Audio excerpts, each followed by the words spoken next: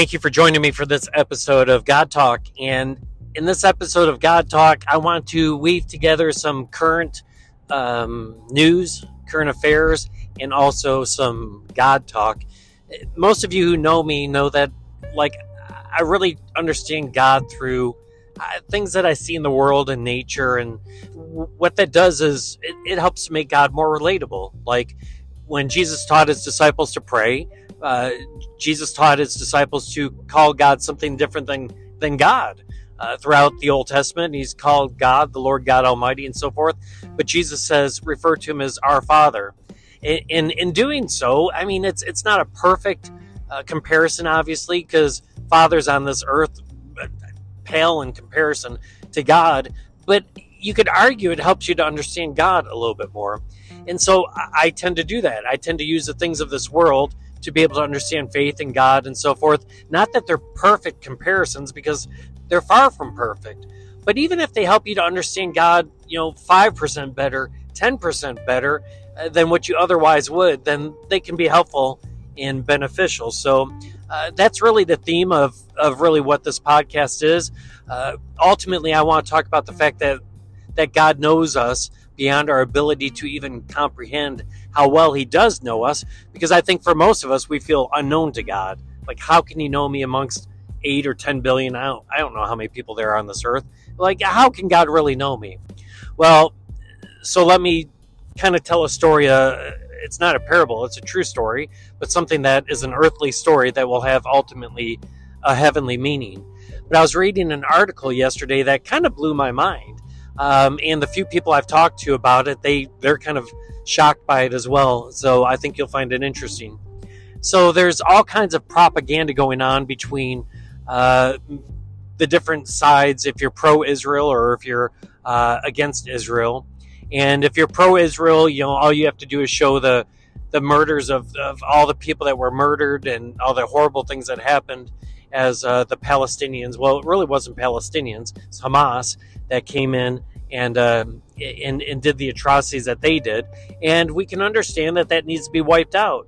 If you're against Israel, you talk about the 10,000 or whatever the number is of civilians that have died, because frankly, Hamas has infiltrated themselves in the hospitals, the schools, the apartment buildings, just underground of the society of the Palestinians. And there's going to be casualties when you use human shields. There's going to be casualties. So if you're on the side that is pro-Palestinian and you think Israel's evil, you're just showing all the innocent people, quote unquote innocent people, that have died as a result of Hamas hiding in their midst.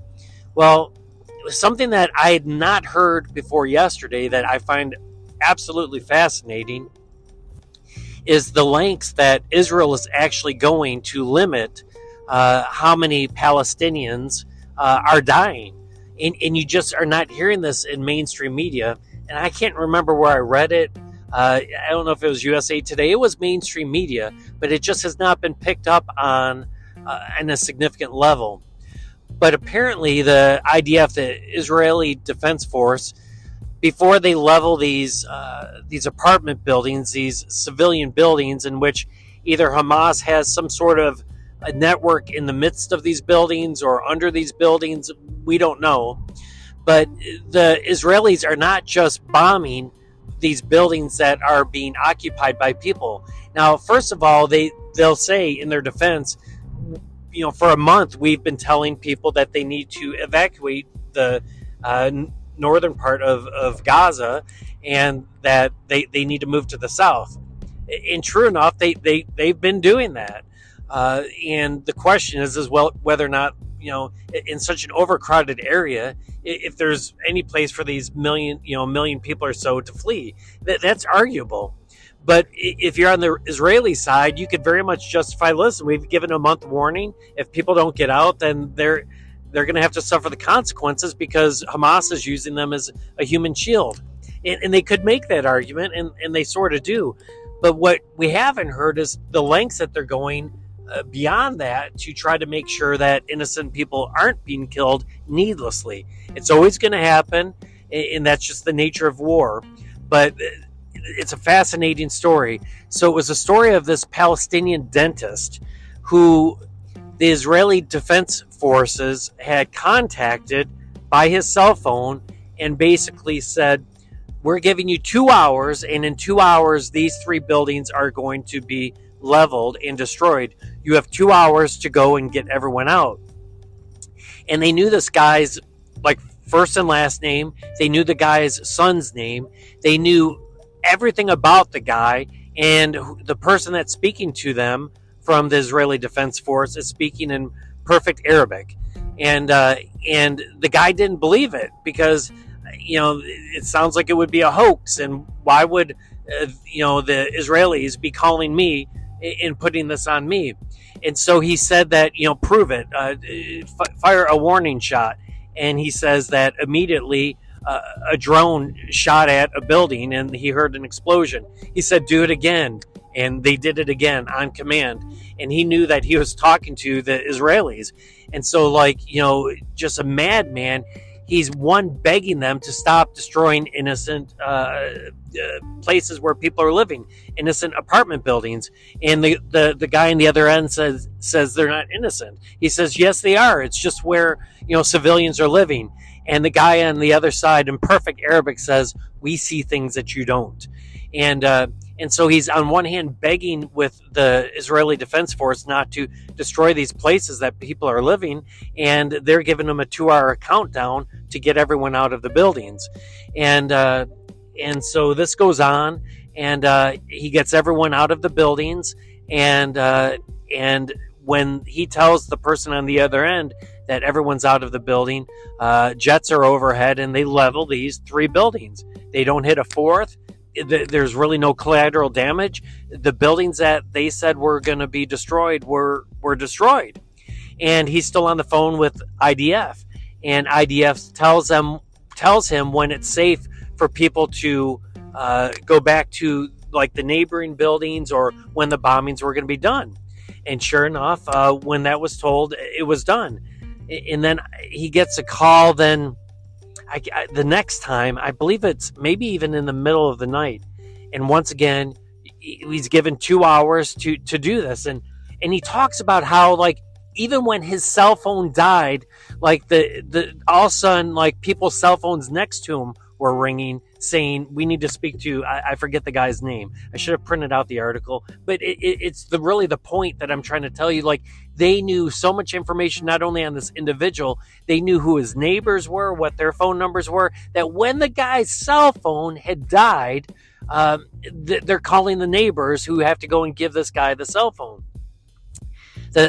So this guy was responsible. He's a dentist, and he was responsible with what they tasked him to do. So then that the next time they're about to do a few more buildings in that area, they call him back, and because they know that he's going to get people out, and he's warning them no, there's a building right across the street from this, and it's a bunch of disabled people, and you can't, because we can't get them out. And the voice on the other end very calmly says, we're not going to hit that building. These are the 4 buildings that we're going to hit tonight. And this was going on in the middle of the night. There wasn't power. It was very difficult to kind of coordinate all of it.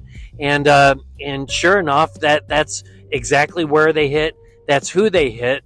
And it once again, no one gets killed. No one dies as a result of that again. And they use this guy, at least those 2 times. They may have actually even used him a 3rd time, and he's kind of telling his story. Now, you can sit there and think, no, this didn't really happen. There's no way. But a Palestinian would have no reason, and apparently his dental practice, everything was kind of in this area that ultimately Israel was bombing few buildings at a time to try to dismantle the terror network that was either part of these buildings or underneath it. The Defense Force didn't give that kind of detail, but what's crazy is, I think it was on the second one, they're like, we are not going to bomb. The voice said very calmly, I am not going to bomb until you tell me that it's safe to bomb. You will tell me when I can bomb. I will not bomb before that.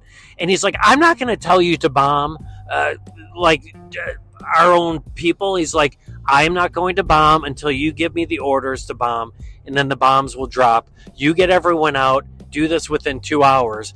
And so the guy ultimately, when everyone's out, says, okay, you can drop the bombs. And that's when the bombs come. And what's crazy about that is, like, you just wouldn't think that Israel would have that kind of knowledge of the average Palestinian, that they know who this one doctor is, that they know his kid's name, that they know detailed information about him, that they know who his neighbors are, that they know the neighbor's telephone number. And a Palestinian would have no reason to speak this story if it were not true, because it honestly makes the Israelis look very compassionate. It makes them look very well. And even like if it's, even if they're doing this, there's got to be some animosity to the Israelis, because in the end, yeah, they gave you warning before they destroyed, but you lost maybe your pet because you couldn't get your pet out. You lost your great-grandmother's special furniture. I mean, there's a lot of different things that you could still be very angry about in the situation. But this Palestinians telling this story, and to me, it's just mind-blowing that, once again, the Israeli government would have that much information about people that are living in Gaza. And once again, where I started with this whole story was that, for me, I understand God through the world. Once again, it's not a perfect, I'm not claiming it is a perfect correlation, but even if it's a slightly better correlation, then how do we understand an unknowing God? One of the things that I've struggled with most about God is, like, how can God know, like, 8 billion people? How can he hear 8 billion people? Well, not everyone's praying to him, but let's say 1 billion people are praying to him. How can he hear all those prayers? The Bible says he knows the number of hairs on our head, and he just has this very intimate relationship with us. And I think if we can understand that, wow, to understand how God could know us each personally is beyond really our ability to comprehend.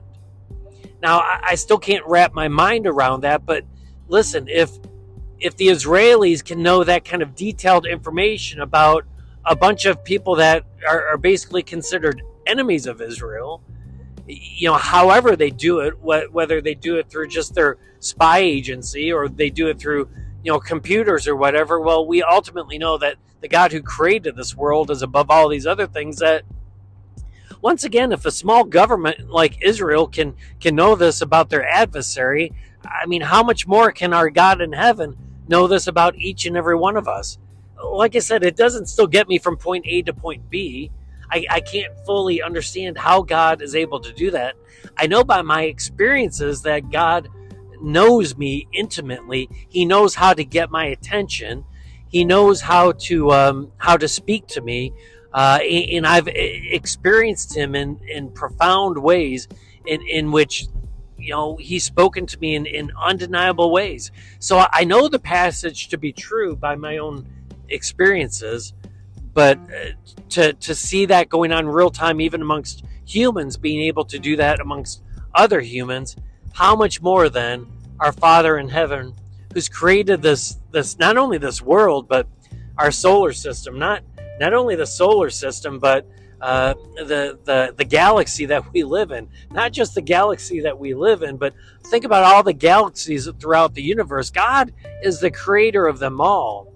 And when we think about the vastness of what he's able to do, is it hard to believe that God knows us each by name? That he actually knows the hairs on our head. And if we actually understood that God has the ability to know us, to track us, to follow us, to know our deeds, not only our deeds, but to know our hearts, I mean, he can. And if a foreign power can do that amongst other people, how much more so can our God to us? And once we know that God knows us in that way, and we know that our deeds are not done in secret, our thoughts are not in secret, the feelings on our hearts are not in secret, then I wonder if we drive differently. Because when we're driving, like, no no one knows it's us, and there's no ramifications for our actions. You know, when we're in situations or around other people, or how we're speaking, or what we're drinking, or what we're doing, morally, ethically, all these different things, oftentimes when no other eyes are watching, we're like, you know what? No one will ever know. Well, God will, because He knows us by name, and He does know the hairs on our head. He knows our cell numbers. If you want to take it to Santa Claus, He knows who's naughty and nice. Santa doesn't, but God does. And so that's really what I thought about when I read that article. One, I'm amazed that man can develop such a network that he could know his enemies, his adversaries, so intimately and so complete. And when you think about all the people that Israel's killing who've had responsibility in the Hamas attack, how are they doing that? They're tracking them down because they know either their phones, they know where they live, they know where their friends live. They will track them down. Well, ultimately, God knows us the same, and I think that's sobering when we understand that we live before an all-knowing God who ultimately says that on Judgment Day, He's going to judge us according to our deeds. I don't think God needs to use a supercomputer, but if He does, I don't care what tools God uses. I just know that He has the ability to do it, and He knows us, once again, completely and totally. So as we go through life, maybe we live with something called the fear of the Lord, knowing that the Lord is watching over us, and it knows us better than what we would ever begin to know or to understand. Well, just something to think about in this episode of God Talk. I appreciate you tuning in, and I look forward to talking to you next week. God bless, and have a great day.